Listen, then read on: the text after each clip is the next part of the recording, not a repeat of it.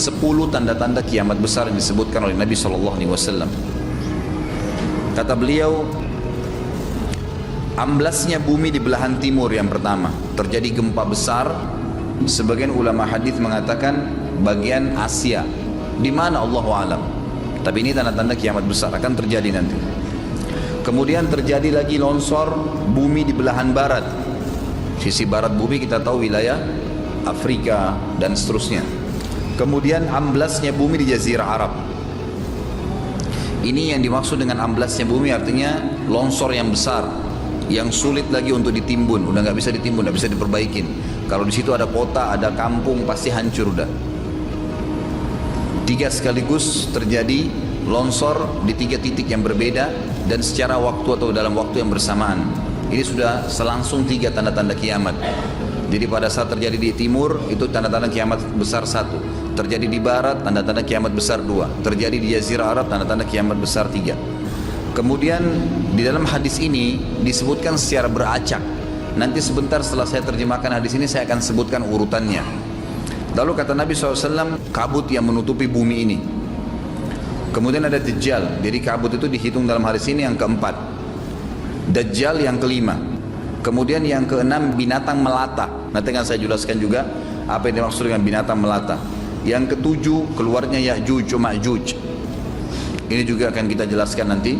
Kemudian yang kedelapan matahari terbit dari tempat terbenamnya.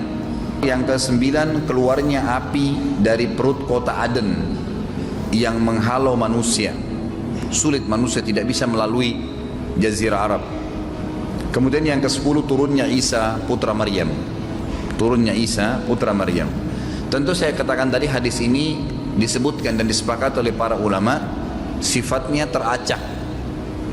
Karena cukup banyak dalil-dalil yang lain yang mengurut kejadian ini.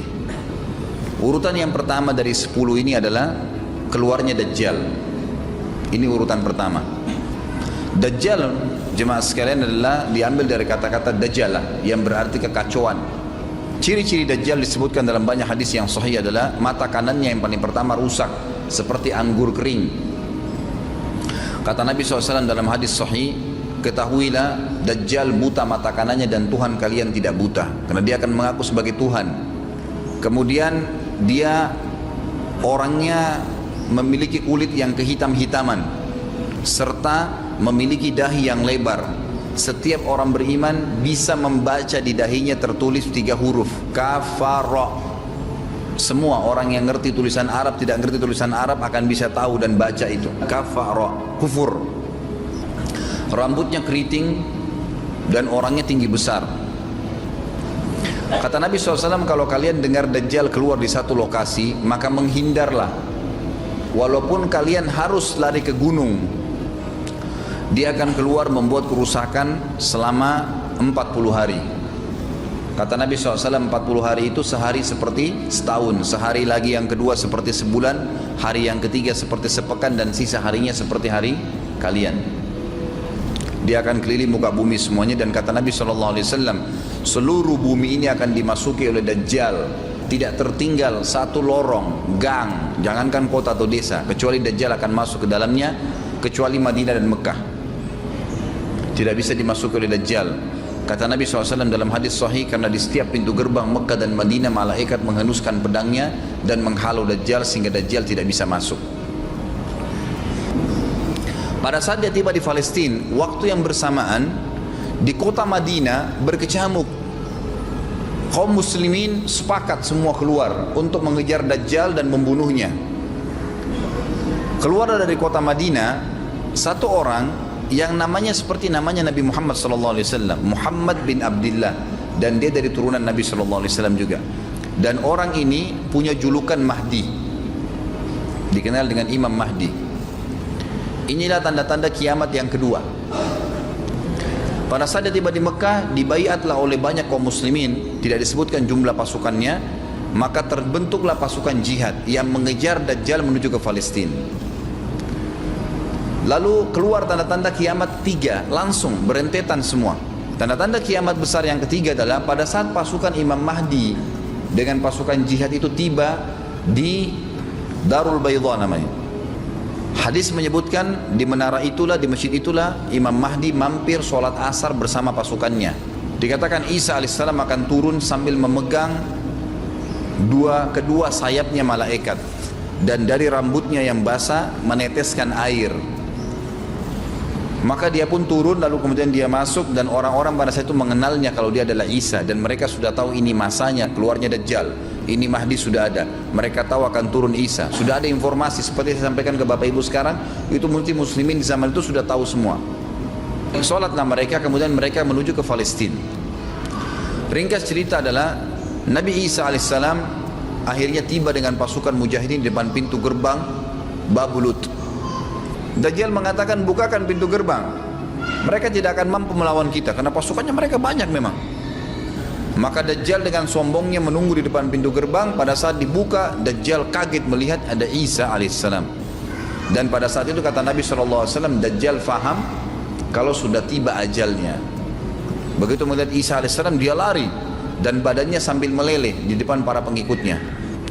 Pada saat Dajjal mati, pengikutnya pada ketakutan semua. Mereka anggap Dajjal Tuhan, mereka anggap Dajjal orang yang perkasa lah, orang yang kebal lah, beragam macam kelebihan. Mereka kaget pada saat mati, maka bertebaranlah mereka dan akhirnya mereka sembunyi di bawah pohon dan di atas batu. Kemudian batu dan pohon akan memberikan penjelasan, hai muslim ini Yahudi, bunuhlah. Maka dibunuhlah pada saat itu mereka. Lalu Nabi Isa AS memimpin di muka bumi, dan kata Nabi SAW, pada saat itu Islam, agama Islam yang dibawa oleh Nabi SAW akan masuk ke semua rumah di muka bumi, gak tersisa. Satu dunia ini semuanya Islam. Hadis sahih. Maka Nabi Isa alaihissalam memimpin pada saat itu, disebutkan dalam hadis 40 tahun dengan ketenangan menerapkan hukum Islam. Semuanya beriman kepada Allah subhanahu wa ta'ala dan menjadi muslim. Setelah itu keluar tanda-tanda hari kiamat besar yang keempat, yaitu keluarnya Ya'juj dan Ma'juj. Nabi SAW sebutkan ciri-ciri mereka. Mata mereka sobekannya kecil sehingga mata mereka kelihatan seperti sipit, tapi bola matanya besar.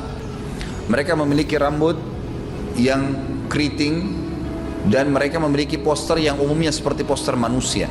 Ada hadis yang berbunyi mereka akan mendatangi sebuah sungai, kalau tidak salah namanya Sungai Tibria. Airnya banyak mengalir.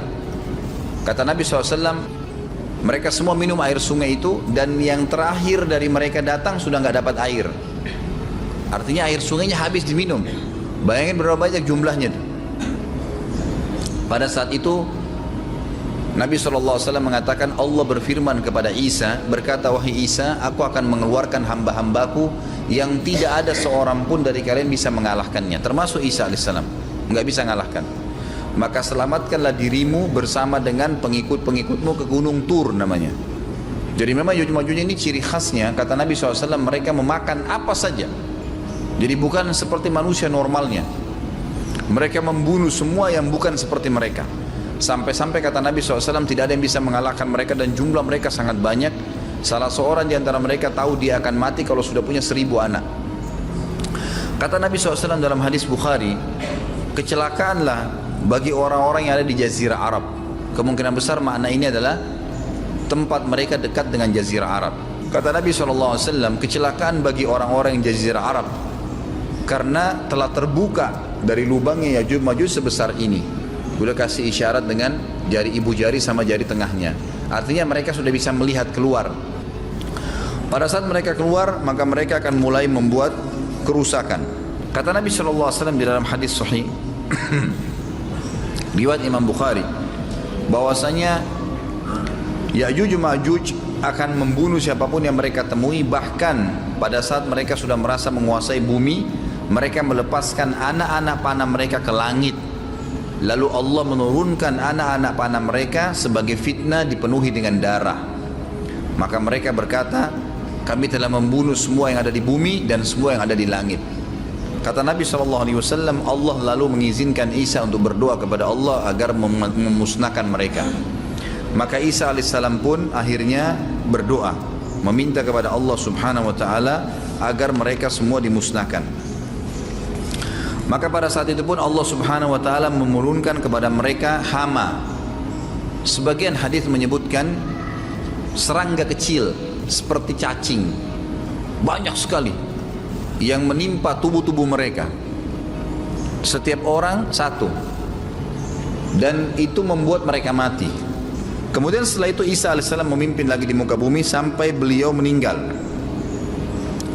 Setelah Isa alaihissalam meninggal, kembali lagi sebagian besar manusia berbuat kekufuran.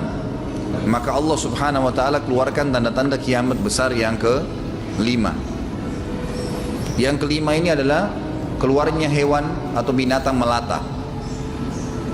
Binatang melata ini disebutkan dalam hadis yang sahih riwayat Bukhari, bahwasanya Allah SWT akan keluarkan, tapi tidak disebutkan dari bumi mana dia keluar. Dia akan keluar hewan melata yang bisa berbicara seperti manusia dan badannya dipenuhi dengan bulu. Allahu a'lam bagaimana. Kemudian dia datangi orang-orang yang kufur tersebut dan menasihatin dan mengingatkan mereka. Yang tidak mau beriman, dalam hadis dikatakan dicap oleh hewan tersebut. Allahu a'lam dicap seperti apa, sehingga ketahuan mana yang kafir, mana yang beriman. Terus dia keliling di muka bumi tapi tidak disebutkan berapa lama. Lalu kemudian Allah lenyapkan si dabbah ini. Kemudian datang tanda-tanda kiamat yang ke-6.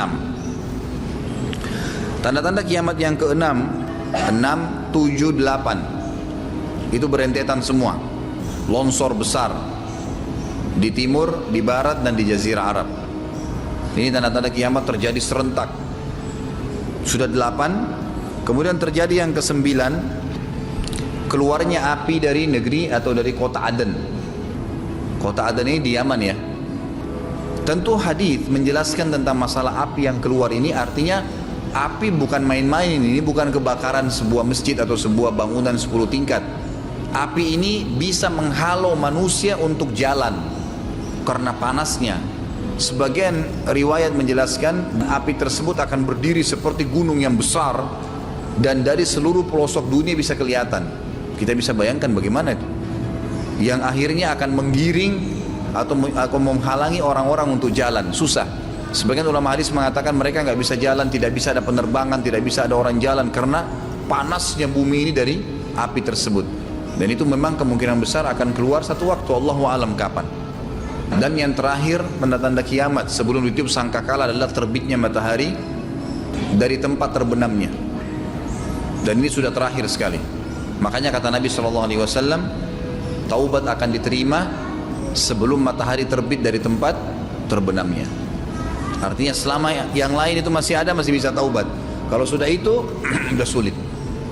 Ini tanda-tanda kiamat. Sebagian ulama memasukkan tanda-tanda hari kiamat kecil, ada yang masukkan tanda-tanda kiamat besar. Ada dua hal. Yang pertama itu adalah keluarnya Dzu Suwakatain. Ada orang dari negeri Habasyah dikenal dengan Dzu Suwaka. Dzu Suwaka ini sak artinya betis. Diberikan julukan Dzu Suwaka karena betisnya sangat kecil. Orang ini, Bapak Ibu sekalian, kata Nabi SAW akan menghancurkan Ka'bah. Dan kata para ulama pada saat itu memang manusia sudah sunyi, nggak ada lagi yang datangin Ka'bah. Orang-orang sudah lalai gitu kan.